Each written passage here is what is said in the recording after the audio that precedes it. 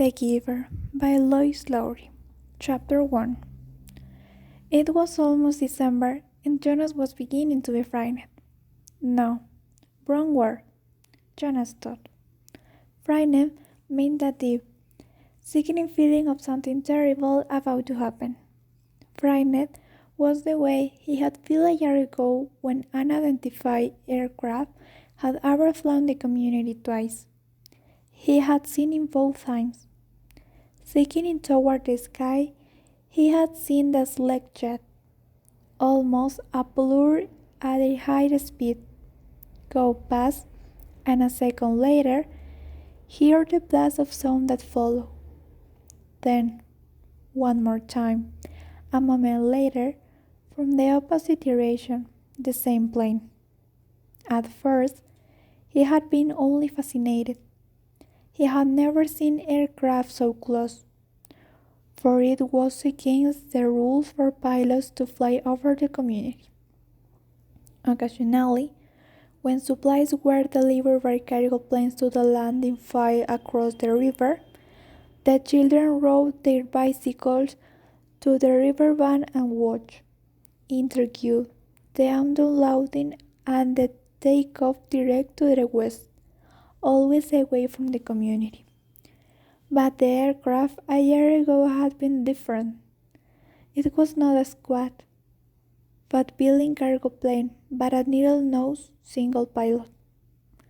Jonas, looking around anxiously, had seen others, adults as well as children, stop what they were doing and wait, confused, for an explanation of the frightening event.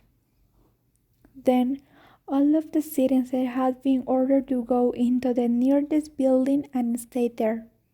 Immediately, the rasping voice through the speaker had said, "Leave your bicycles where they are." Instantly, obediently, Jonas had dropped his bike on his side on the path behind his family's dwelling. He had run indoors and stayed there, alone. His parents were both at work, and his little sister, Lily, was at the child care center where she spent her after-school hours. Looking through the front window, he had seen no people, none of the busy afternoon crew of street cleaners, landscape workers, and food delivery, people who usually populate the community at that time of day. He saw only the abandoned bikes here and there on their side. An upturned well on one was still moving slowly. He had been frightened then. The sense of his own community silent, waiting, had made his stomach churn. He had trembled. But it had been nothing. Within minutes the speaker had cracked again, and the voice, resounding no one less urgent, had explained that a pilot in training had misread his navigational instruction and made a wrong turn. Desperately, the pilot had been trying to make his way back before his error was noticed. Needless to say, he will be realized, the voice he said, followed by silence. There was an ironic tone to that final message, as if the speaker found it amusing, and Jonas had smiled a little, though he knew what a grim statement it had been. For a contributing citizen to be realized from the community was a final decision, a terrible punishment, an overwhelming statement of failure. Even the children were schooled if they used terms like a play, jeering at the teammate who missed a catch or a strum in a race. Jonas had done it once, had shouted at his best friend, "That's it, Asher, you realize," when Asher classmate hero had lost a match for his team. He had been taken aside for the brief and serious talk by the coach. Had his head with guilt and embarrassment. and apologized to Asher after the game. Now, thinking about the feeling of fear as he pedaled home along the river path, he remembered that moment of palpable, stomach-sinking terror when the aircraft had struck above. It was not what he was feeling now without December approaching. He searched for the right word to describe his own feeling. Jonas was careful about language, not like his friend, Asher, who talked too fast and mixed things up, scrambling words and phrases until they were barely recognizable and often very funny. Jonas grinned, remembering the morning that Asher had dashed into the classroom, late as usual, arriving breathless in the middle of the chanting of the morning anthem. When the class took their seat at the conclusion of the patriotic hymn, Asher reminded Stanley to make his public apology as was required. I apologize for inconvenience my learning community. Asher ran through the standard apologize phrase rapidly, still catching his breath. The instructor and class waiting patiently for his explanation. The students had all been grinning because they had listened to Asher's explanation so many times before. I left home on the correct time, but when I was riding along near to the hatchery, the crew was separating some salmon. I guess I just distraught watching them. I apologize to my classmate, Asher concluded. He smoothed his rumpled tunic at Sandow.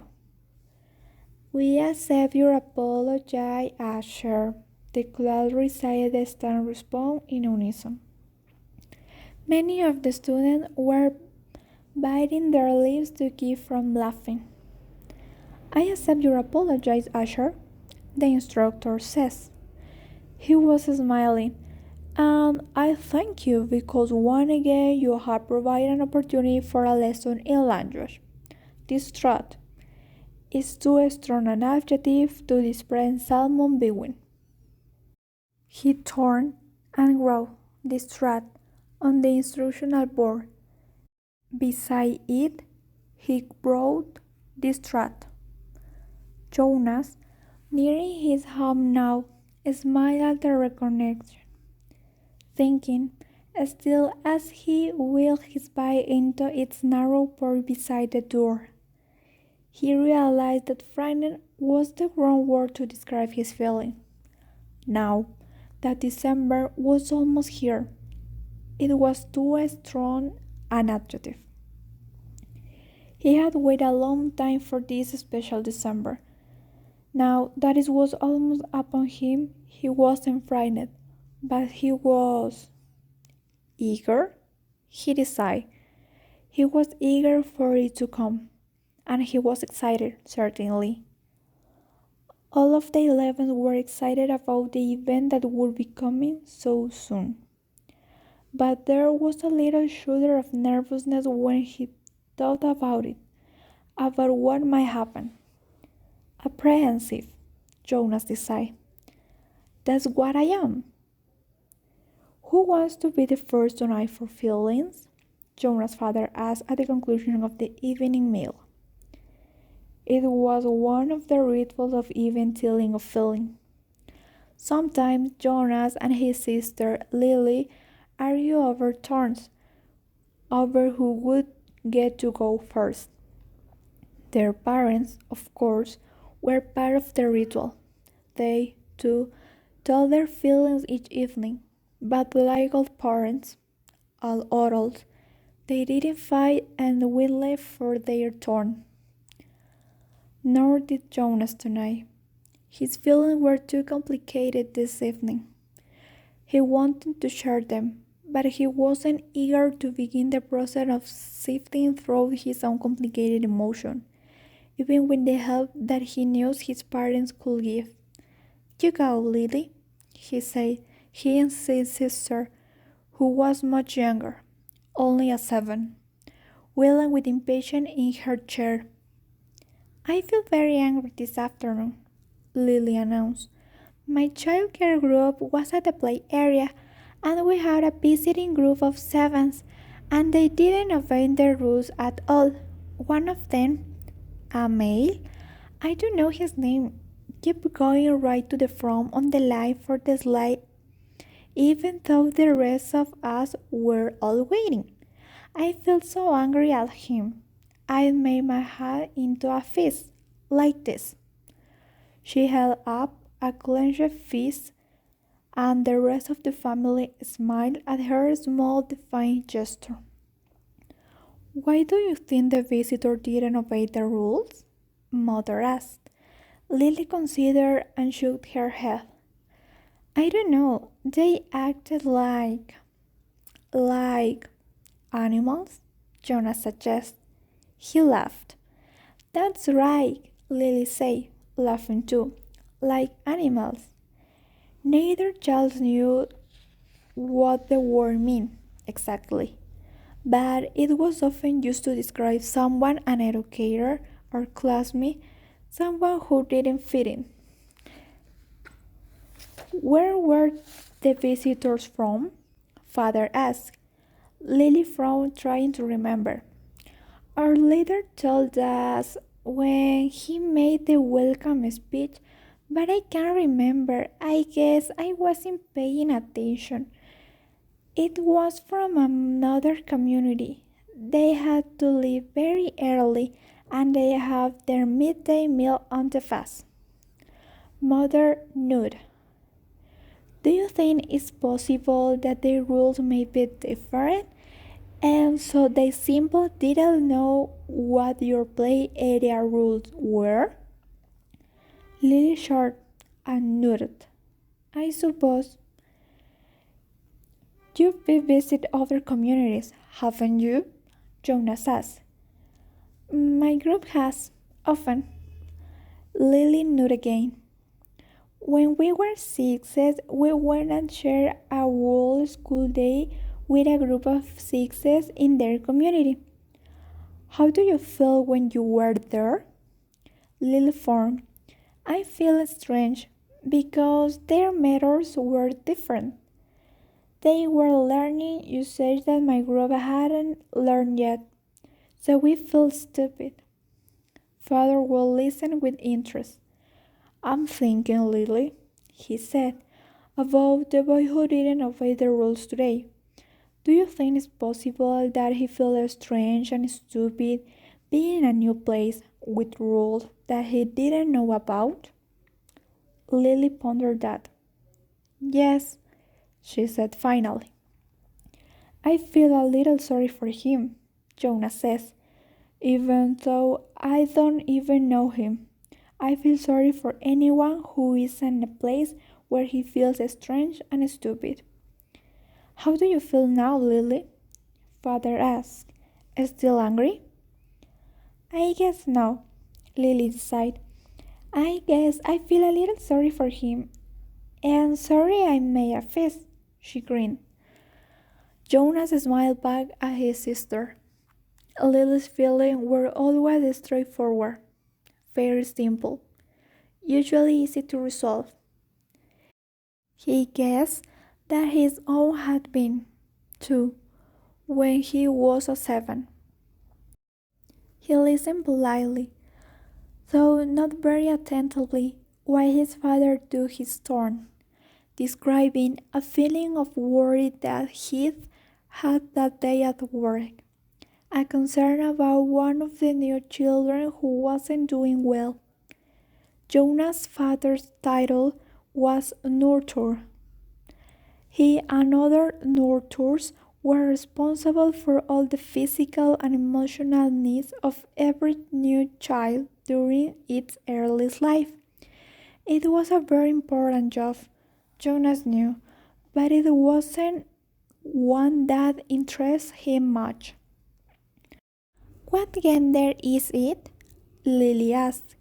Male, father said. He's a sweet little male with a lovely disposition, but he isn't growing as fast as he should, and he doesn't sleep soundly. We have him in the extra care session for supplementary nurturing, but the Kamite began to talk about releasing him.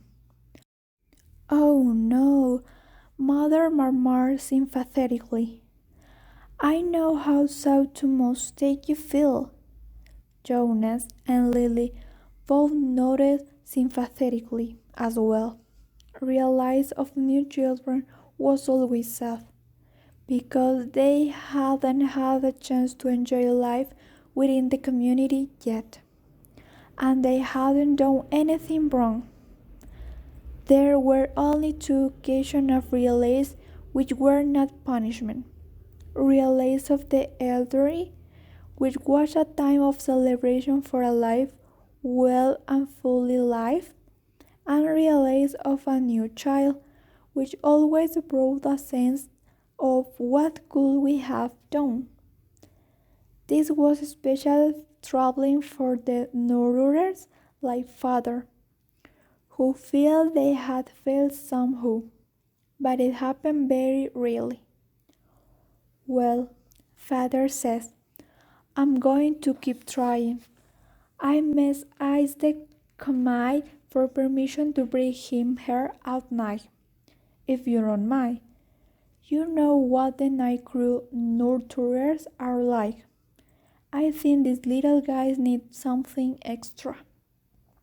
Of course, Mother says, and Jonas and Lily nodded. They had heard Father complain about the night crew before. It was a laser job. Night crew nurturing, assigned to those who lack the interest or skill or instead for the more vital job of the daytime hours. Most of people on the night crew had not even been given spouse because they lacked, somehow, the essential capacity to concern to others, which was required for the creation of a family unit. Maybe we could even keep him, Lily suggests sweetly, trying to look innocent. The look was fake, Jonas knew. All knew. Lily, Mother reminded her smiling, you know the rules. 2 children, 1 male, 1 female, to each family unit. It was written very clearly in the rules. Lily giggled. Well, she said, I thought maybe just this one. Next, Mother, who held a prominent position at the Department of Justice, talked about her feelings. Today, a repeat offender had been brought before her, someone who had broken the rules before, someone who she hoped had been adequately and fairly punished, and who had been restored to his place, to his job, his home, his family unit. To see him brought before her a second time caused her overwhelming feeling of frustration and anger, and even guilt that she hadn't made a difference in his life. I feel frightened, too, for him, she confessed. You know that there's no third chance. The rule says that if there's a third transgression, he simply has to be released. Jonas cheered. He knew it happened. There was even a boy in his group of 11 whose father had been released year before. No one ever mentioned it. The disgrace was unspeakable. It was hard to imagine. Lily stood up and went to her mother. She stroked her mother's arm. From his place at the table, Father reached over and took her hand. Jonas reached for the other. One by one, they confirmed her. Soon she smiled, thanked them, and murmured she felt stood. The ritual continued. Jonas, Father asked, You're last tonight. Jonas sighed. This evening he almost would have preferred to keep his feeling hidden. But it was, of course, against the rules. "I feel apprehensive," he confessed, glad that the appropriate descriptive word had finally come to him. "Why is that, son?" His father looked concerned. "I know there's really nothing to worry about," Jonas explained, "and that every order had been through it. I know you have, father, and you too, mother. But it's the ceremony that I am apprehensive about. It's almost December." Lily looked up, her eyes wide. "The ceremony of 12?" she whispered in a weak voice. Even the smallest children, Lily's age and younger, knew that it lay in the future for each of them. "I'm glad you told us of your feelings," father said. "Lily," mother said, beckoning to the little girl, "go on now and get into your night clothes. Father and I are going to stay here and talk to Jonas for a while." Lily sighed, but obediently she got down from her chair. "Privately?" she asked.